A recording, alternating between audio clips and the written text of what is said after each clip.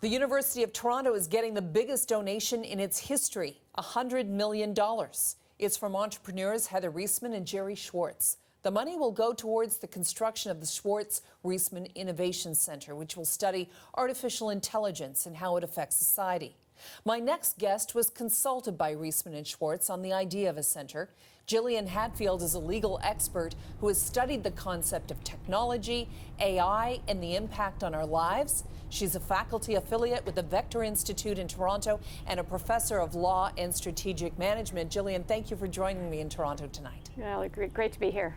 Gillian, how advanced are we when it comes to actually knowing the impact of technology, including artificial intelligence, on our lives? Well, we're well advanced on the work on AI, the science, the technology, but we still have lots to do to really understand how we're going to make sure that that technology is making the world a better place for everybody.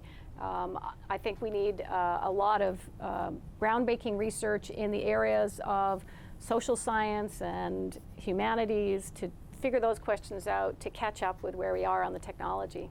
Can we just let it happen the way that we did in the past and let societies figure it out for themselves? No, I think we cannot. I think that's quite a dangerous path, and it's one of the things that gets me worried about thinking about the ways in which we haven't yet looked at these questions.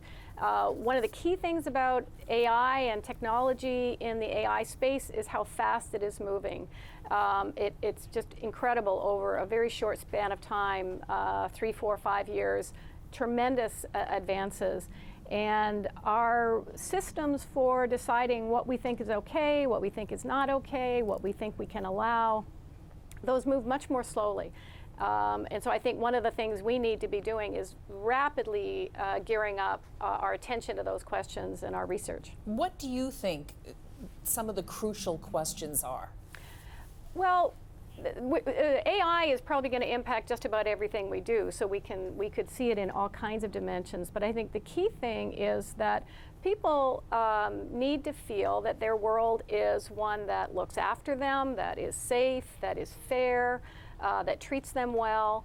And if we move a lot of our decision making and automation into spheres where people don't understand it, it will be hard for people to trust it.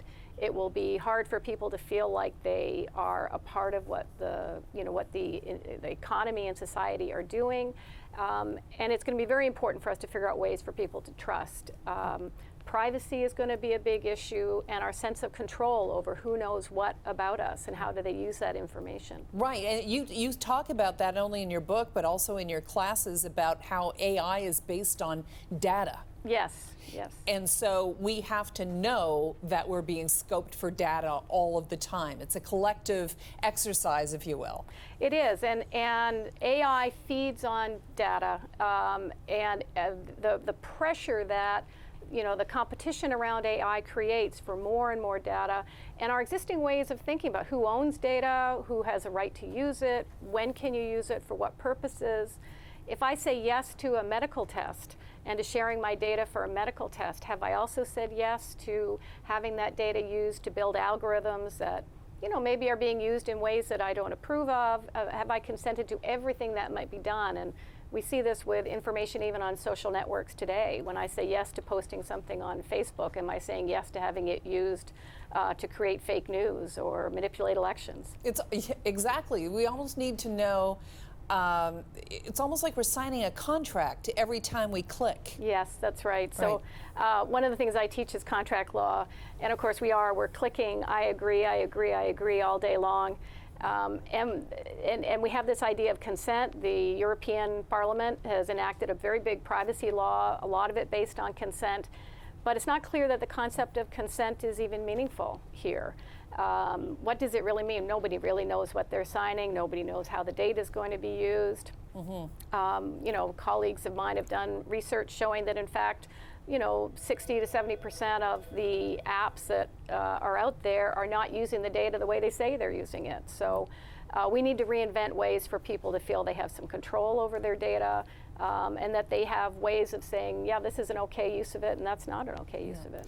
Are we aware of the impact on jobs and how we will support ourselves as a society as we become more advanced with AI? It's a tremendous challenge. You know, there are various estimates out there of what the impact on jobs can be, but a large fraction of our existing jobs are ones that could likely be automated. Now, of course, we'll invent new types of jobs. There'll be new types of things there, but this is where the speed that you started with is really very important. I think we will be able to figure out ways for humans to have satisfying lives. We will perhaps have to rethink how we share our wealth, and what we spend our time doing, and how we participate, and how we feel valuable. I think we can invent those ways, but it's happening so fast, we need to get started now. Okay, how important, very quickly in just a few seconds left, Jillian, but how important is a $100 million donation to this cause? It's tremendous, and it's an awesome opportunity. And it shows just great confidence in what we can do at the University of Toronto, in Canada, and across all our disciplines. So it's a tremendous basis on which to really accelerate this really important work. Because a few years ago, the government also put a lot of money into AI, not only here, but in Edmonton, Montreal, here in Toronto. Where would you say Canada is in terms of leading the quest for the holy grail of AI, and that is a self-thinking computer, in essence? Yeah, well, Toronto is clearly a major leader in AI research. We have some of the originators of machine learning here, including Jeffrey Hinton at the University of Toronto. We are clearly ahead on a lot of those fronts, but I think what's really important, and what's so important about this gift, is I think we stand to really be in the forefront of this tremendous challenge to figure out, how do we do it right? How do we make sure it is making life better for all of us?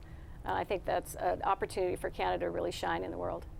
Jillian Hadfield, faculty affiliate with the Vector Institute at the University of Toronto, among many other titles. Thank you for joining me from Toronto. Thanks, Carol.